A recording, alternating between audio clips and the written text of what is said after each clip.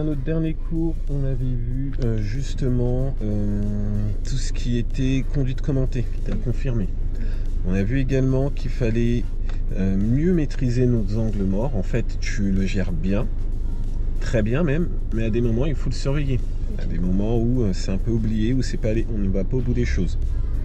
La même idée dans les 3 contrôles, quand on doit changer de voie, on doit finaliser. Et on doit aussi voir le stationnement en épi. Donc voilà un peu les objectifs pour le cours d'aujourd'hui.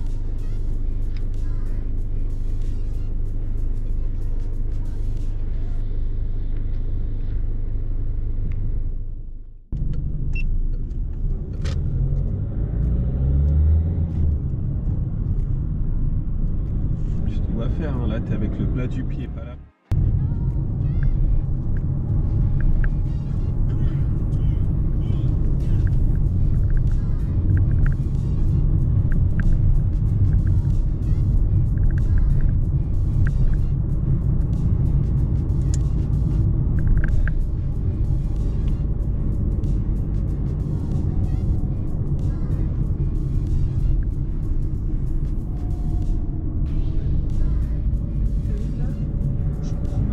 C'est ce que tu comprends pas.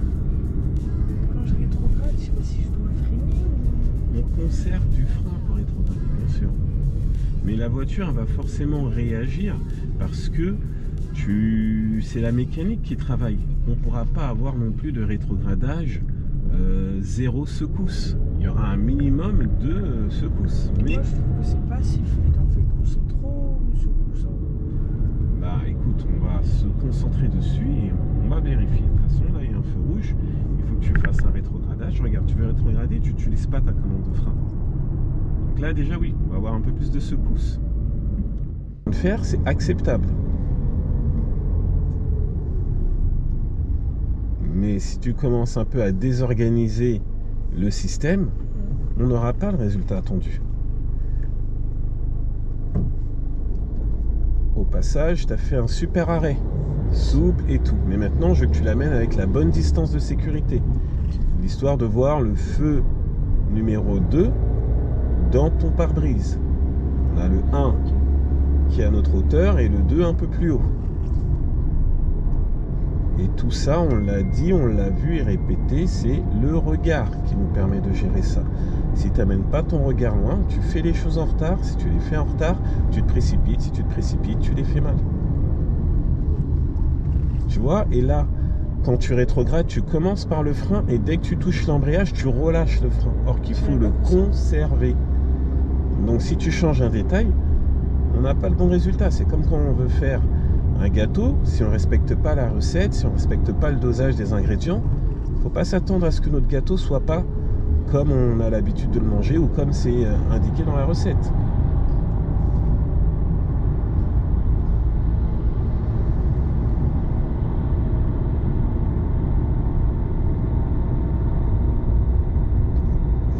On fera à droite.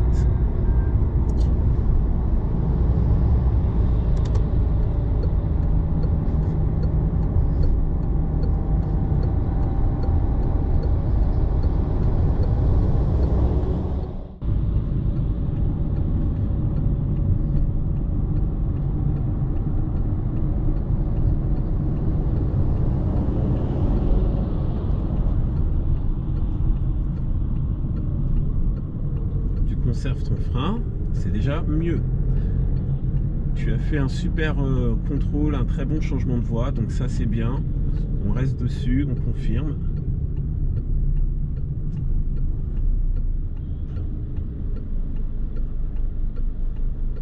Parfait l'arrêt. Souple, etc. Appliqué. On rajoute juste les bonnes distances, voir le bas des roues, toit du véhicule, et on a tout bon. Démarrage en côte, un peu plus de punch.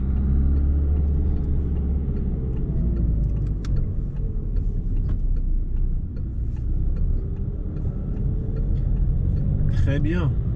Oui, on tourne à droite, mais qu'est-ce qui se passe sur notre gauche? Là, tu sécurises, tu contrôles autour de toi, c'est ce qu'il faut.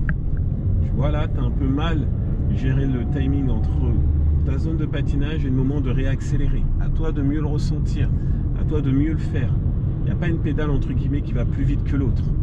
C'est un dosage simultané.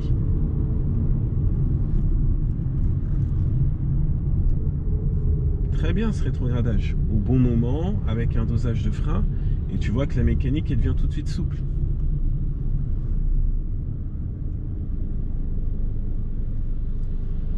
L'arrêt maîtrisé, on est parfait. C'est ça que tu dois conserver, c'est tout le temps, c'est pas que de temps en temps.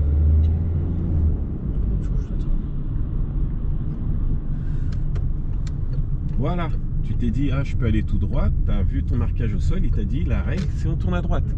Tu t'es pas placé où il fallait pour aller tout droit, eh ben, on se trompe, mais de manière sécuritaire. Donc c'est ça qu'il faut aussi au permis. Non, tu n'auras pas le droit de te tromper à chaque tournant à droite ou à gauche, ça c'est sûr.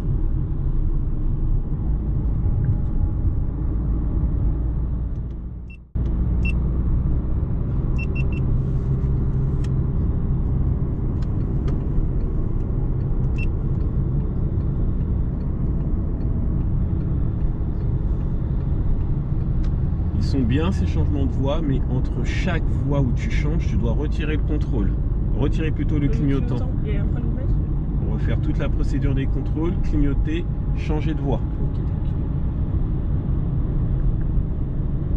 Ok, dès qu'on peut, on va sur la voie de gauche.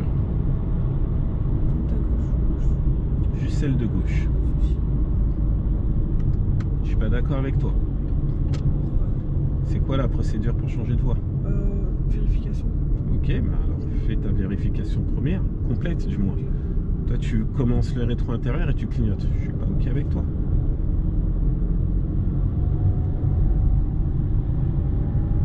C'est ça qu'on a besoin dans ta conduite. Il y a des moments où tu vas faire tout complet, il y a des moments où tu vas faire des oublis, il y a des moments où tu vas le faire à moitié, non. C'est la procédure, c'est une recette de cuisine, c'est de A à Z avec tous les ingrédients, tout le bon dosage. Si tu commences à faire des remixes, ça va pas aider au permis.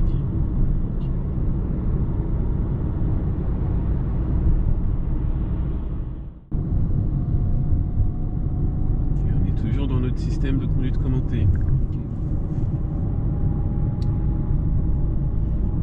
Alors, je veux changer de voie, mais je sens quelqu'un qui passe. Très bien. Donc là, je vais regarder et je vais changer. Ok, essaie de faire tous tes contrôles, mettre le clignotant et en dernier, déplacer ton volant. Parce que tu as fait tes 3 contrôles et tu commences un peu à déplacer ton volant et tu clignotes. Recette de cuisine, jusqu'au bout. On continue, toujours la conduite commentée. Là, je peux mettre plus là. Plus, c'est-à-dire Je peux ajouter une vitesse. Si tu lis ta signalisation, tu sauras quoi faire. C'est pour ça qu'on est dans ce système de conduite commentée. Moi, je cherche à t'amener plus vers l'autonomie.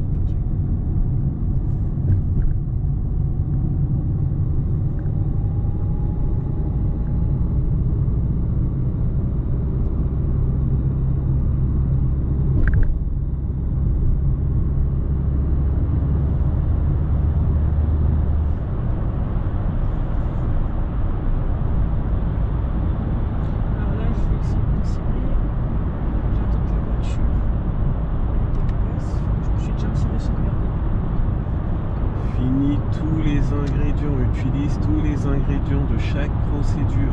C'est bien l'insertion, mais il y a des moments où tu n'es pas allé au bout de ton angle mort. Et c'est ces détails-là qui te causent l'accident réel. Et une fois qu'il y a l'accident, on ne peut rien rattraper. Après, tu es blessé, tu as une jambe en moins, tu as un bras paralysé. C'est toute ta vie qui change.